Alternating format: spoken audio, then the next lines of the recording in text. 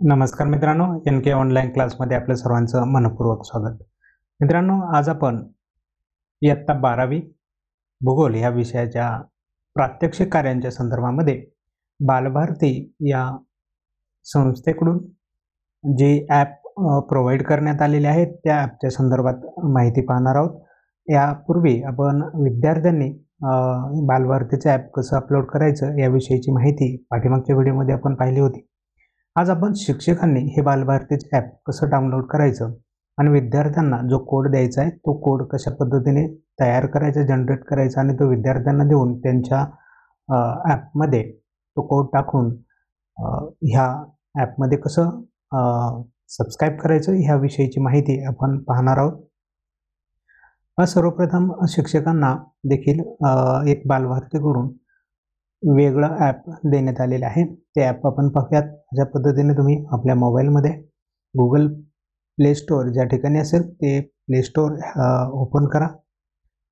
Google play स्टोअरमध्ये गेल्यानंतर आपल्याला सर्चमध्ये ह्या ठिकाणी बालभारती असं टाईप करायचं आहे.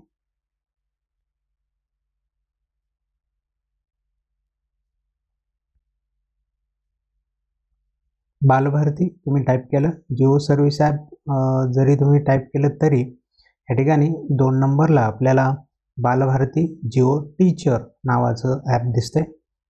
बालभारती जिओ टीचर हे जे ॲप आहे हे ॲप आपल्याला ह्या ठिकाणी डाउनलोड करायचं आहे. टीचरसाठी हे ॲप आहे. फक्त विद्यार्थ्यांनी स्वतःसाठी बालभारती जिओ सर्वे हे ॲप डाउनलोड करायचं आहे. शिक्षकांना वेगळं आहे आणि विद्यार्थ्यांसाठी वेगळं आहे. हे दोघांनी लक्षात घ्यायचं आहे. या ठिकाणी आम्ही हे जे ॲप आहे हे ॲप ऑलरेडी डाउनलोड केलेलं असल्याने हे ॲप ह्या ठिकाणी पहा तुम्ही अशा पद्धतीने डाउनलोड केल्यानंतर तुमच्यासमोर ओपन होणार आहे. डायरेक्ट ओपन झालेलं आहे, काय हरकत नाही. परंतु पाहिजे तर मी पुन्हा एकदा ते ॲप ओपन करून दाखवतो. यावरती क्लिक केलं की अशा पद्धतीने तुम्हाला इन्स्टॉलेशन विचारलं जाईल. इन्स्टॉलेशन करून घ्या. माझ्याकडं डाउनलोड असल्याने अनइन्स्टॉल आणि ओपनचा ऑप्शन दिसतोय. मी ओपन करणार आहे. हे ॲप अशा पद्धतीने ह्या ठिकाणी ओपन होईल.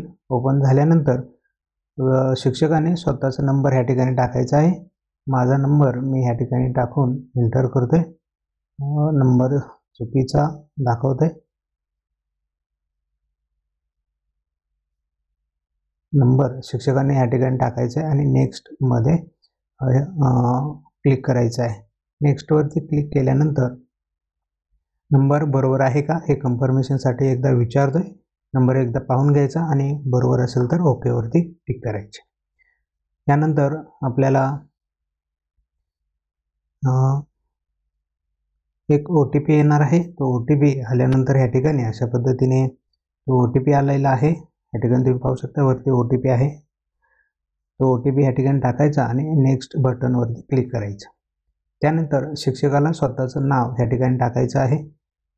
मी एक डमी ह्या ठिकाणी एंट्री करतोय म्हणून नाव देखील डमी आहे. तुम्ही अशा पद्धतीचं नाव ह्या ठिकाणी टाकू नका. NK ऑनलाईन क्लास अशा पद्धतीने मी ह्या ठिकाणी नाव टाकलेलं आहे. त्यानंतर ईमेल ID विचारला. ईमेल ID टाका आणि तुमच्या शाळेचा किंवा कॉलेजचा जो UDIS कोड आहे तो UDIS कोड या ठिकाणी टाकायचा आहे. शिक्षकांना आपले कोड माहिती आहेत, त्यांनी स्वतःचे कोड या ठिकाणी टाकायचे.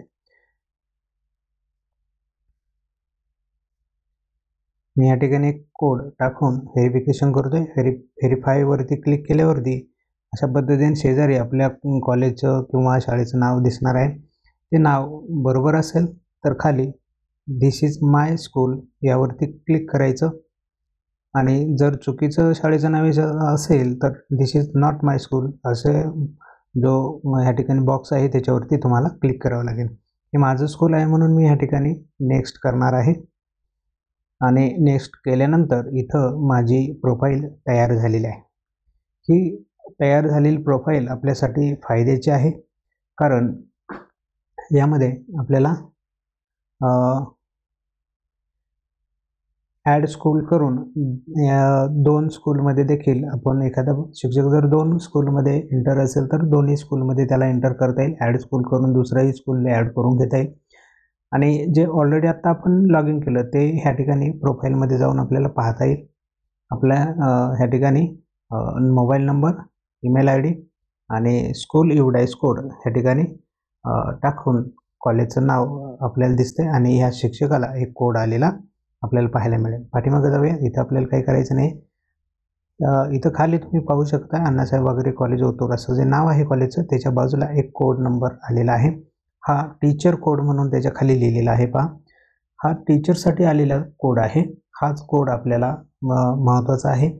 हा कोड आपण विद्यार्थ्यांना देणार आहोत आणि ह्या कोडद्वारे विद्यार्थी आपलं लॉग इन करणार आहे.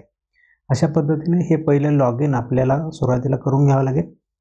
शिक्षकांनी आधी हे लॉग इन करायचं आहे. त्यानंतर विद्यार्थी ह्या कोड टाकून त्यांचं लॉग इन करतील आणि मग पहिल्या सर्वेक्षणाला आपण सुरुवात करू शकतो.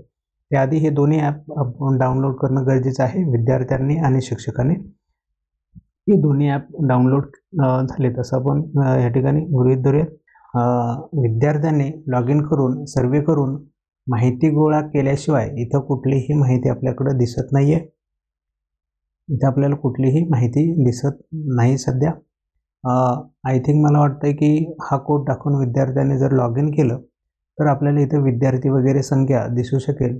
तर ते शक्य आहे का, असं होतं आहे का, याची देखील आपण माहिती पाहूया. आपल्याला पाहायचं आहे की टीचरच्या कोडमध्ये यामुळे काही फरक पडलेला दिसतो का आपल्याला. रिफ्रेश करूया एकदा. No one notification. हां, पहा या ठिकाणी टीचर कोडच्या बाजूला एक विद्यार्थ्यांनी एंट्री केली म्हणून एक संख्या आपल्याला शिक्षकाच्या लॉग इनमध्ये दिसणार आहे. म्हणजे आपले किती विद्यार्थी आहेत तेवढी लॉग इन ह्या ठिकाणी झालेले आपल्याला पण समजणार आहेत. प्रोफाईलमध्ये गेल्यानंतर काही बदल होत नाही आहे. नथिंग चेंज, काही त्याच्यामध्ये होणार नाही आहे. समथिंग अजून काही होते का, नाही, कुठलीच माहिती नाही. आपल्याला फक्त विद्यार्थी या ठिकाणी दिसणार आहे. विद्यार्थी फक्त संख्या दिसते या ठिकाणी. याच्यावरती क्लिक करून ह्या ठिकाणी पहा वर्ग दिसतोय. विद्यार्थ्याचं नाव दिसणार आहे, आर्ट्स डिव्हिजन दिसणार आहे, त्याचा रोल नंबर पण दिसणार आहे आणि त्यांनी किती रिस्पॉन्स गोळा केलेत हे देखील आकडेवारी ह्या ठिकाणी येते. म्हणजे शिक्षकांना पूर्ण विद्यार्थ्यांनी केलेला सर्वे किती केला, किती लोकांचे सर्वे केलेला आहे, त्या विद्यार्थ्यांनी काय काय ॲक्टिव्हिटी पूर्ण केली, ही पूर्ण ॲक्टिव्हिटी ह्या ठिकाणी टीचरच्या लॉग इनला येणार आहेत आणि त्यामुळे शिक्षकाला समजेल की हे सर्वे व्यवस्थित करत आहेत की नाही आणि किती प्रमाणात तो करत आहेत. त्यामुळे घरी बसल्या बसल्या आपल्याला हे सगळं रिस्पॉन्स या ठिकाणी पाहता येणार आहेत. विद्यार्थ्यांनी फक्त आपल्या आजूबाजूच्या असणाऱ्या लोकांच्या संदर्भातले सर्वे करून घ्यायचं आहे आणि मग त्याच्यावरती आपल्याला डाटा प्रोसेसिंग करायचे. आता हा सर्वे आल्यानंतर आणखी काही चेंजेस होतात का याच्या संदर्भात देखील आपण नंतर माहिती पाहणार आहोत. आता सध्या तुम्ही फक्त टीचरने हे ॲप डाउनलोड करून घ्यायचं आहे आणि आपला कोड विद्यार्थ्यांना देऊन विद्यार्थ्यांनाही हे ॲप डाउनलोड करून घ्यायला सांगायचं आहे. नंतर सर्वेची आपण माहिती देऊन विद्यार्थ्यांना सर्वे करायला पाठवायचे. ठीक आहे मित्रांनो, आज आपण शिक्षकांचं लॉग इन कसं करायचं याविषयीची माहिती पाहिली. नेक्स्ट आपण एक सर्वे झाल्यानंतर आणि सर्वे करण्याच्या संदर्भात एखादा सर्वे करून देखील मी दाखवेल. एका विद्यार्थ्याचा, एका व्यक्तीचा, एका कुटुंबाचा. नंतर त्यांनी असे 15 कुटुंबाचे सर्वे करायचे आहेत आणि नंतर त्याच्यावर डाटा ॲनालिसिस करायचा आहे. तो भाग देखील आपण टप्प्याटप्प्याने अभ्यासूयात. आज आपल्याला ह्या ठिकाणी हे ॲप कशा पद्धतीने डाउनलोड करायचं याची माहिती समजली असेल असं गृहीत धरूयात आणि आजचा व्हिडिओ या ठिकाणी थांबूयात. भेटूया आपल्या पुढच्या नवीन व्हिडिओमध्ये. तोपर्यंत नमस्कार.